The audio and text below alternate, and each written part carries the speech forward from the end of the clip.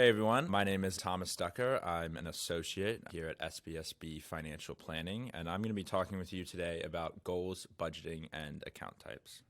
The first thing I want to talk about today is your goals. So it's impossible to know how much you need to save, budget, a lot of these other topics until you actually know what your goals are. Your goals can be broken down into short-term goals, intermediate goals, and then long-term goals. So an example of a short-term goal could be something along the lines of, say, paying off your credit card bill for the month.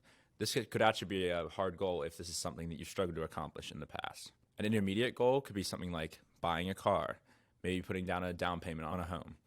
Something that's a little further out, but is still something that you need to look at in the next, say, 3 to 5 years. And then lastly, we have long-term goals. So this is obviously something that's way further in the future, something like retirement or saving for your kids' college.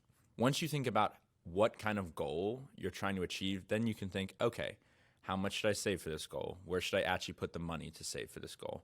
But the first step is always thinking about, what are my goals? Now that we know what your goals are, we can actually start to think about your budget. A budget is extremely important, especially when you get your first job. Getting your first job is often very exciting. You have your first big paycheck, but with this paycheck, you often have a lot of responsibilities. This can be paying for your rent, utilities, maybe you're paying back your student loans, things of that nature. I think a lot of people often struggle because they have a lot of money coming in from their paycheck, but then also have a lot of money going out. And it's really hard to keep track of, okay, how much am I saving? How much am I spending? How much am I actually even bringing in from my job? So creating a budget really helps you to dial in and think, okay, this is where everything is going.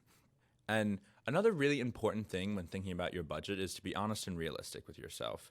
You don't want to have a squeaky clean budget where you're making a lot of money, you're not spending any money on the budget, and everything looks great. But then when you actually go through your month, you're not following that budget. So I always like to say, if you're going to eat out on the weekends, maybe go grab a drink with friends, put that in your budget. Don't keep that out of your budget and then just break it every single week, because if your budget is not honest and realistic, then it's really not useful to you. Now that we understand the importance of actually creating a budget, let's actually go through and walk through how you're actually going to make your own budget. Making your budget actually really starts with understanding your paycheck. A really important distinction here is the difference between gross income and net income. So gross income is what is quoted actually on your offer letter. Your net income is actually what you take home each month. So your net income is your gross income minus taxes, minus deductions. So as I said, net income is what you should really be looking at, because this is actually what you're taking home each month and what you can start your budget with. So as I was just mentioning, you should always start your budget with your net income. This is what you're actually taking home each month. This is what you could actually use to either spend your money, save your money, and all of those other things. Starting with your net income, you first want to take out your non-discretionary expenses. These are expenses that you have to pay each month. Common non-discretionary expenses are rent, utilities, and any debt payments. So again, if you have student loans, you need to pay those each month. Once you've taken out all your non-discretionary expenses, then you can start to think, okay, how much do I want to save? How much do I want to spend? So this is why it's really important, going back to the beginning, what are my goals? How much do I have to save for those goals? Because if you save for your goals first and then spend in your monthly budget, you're often going to end up saving a lot more than if you spend first and then save after. And often people struggle with the difference between non-discretionary expenses and discretionary expenses, because there's not a single rule for each individual person. It differs for each person. So it goes back to being honest and realistic with yourself. Make your budget as realistic as it can be.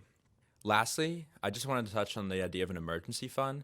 So an emergency fund is 3 to 6 months of non-discretionary expenses that you would use in case you lose your source of income or, say, your job. You can see how this would be really useful. If you lose your job, you can still pay for 3 to 6 months of rent, utilities, and any debt payments you have. So I'm sure some people are wondering, when I say, okay, you need to save this amount of money, or you should be saving before you spend, where does that money actually go? And we actually have a whole entire presentation on investing on the SBSB Aspire website. But I wanted to quickly run through some account types. 2 main types of accounts are taxable accounts and tax-deferred accounts. So taxable accounts can either be used to fund your short-term goals or your long-term goals. Taxable accounts could be something like a bank account through Wells Fargo or Capital One, or a brokerage account through a Vanguard, a Charles Schwab, or Fidelity, and that's usually to buy and trade securities. Your tax-deferred accounts all offer some kind of tax benefit and are used to save for your long-term goals, mainly retirement. Tax-deferred accounts can either be employer retirement plans, such as a 401k, or an individual retirement account, such as a traditional IRA or a Roth IRA. And again, we have another presentation really discussing the benefits and drawbacks of each of those accounts.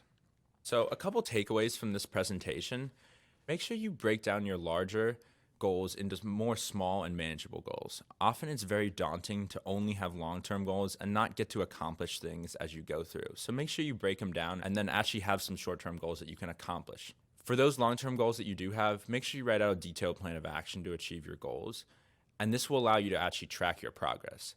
So if you only have long-term goals and nothing in the intermediary, then you're not really going to know, am I doing well? Do I need to change my goals? Maybe I need to change something about my daily life. Writing out a detailed plan really helps you track your progress, and that's extremely important.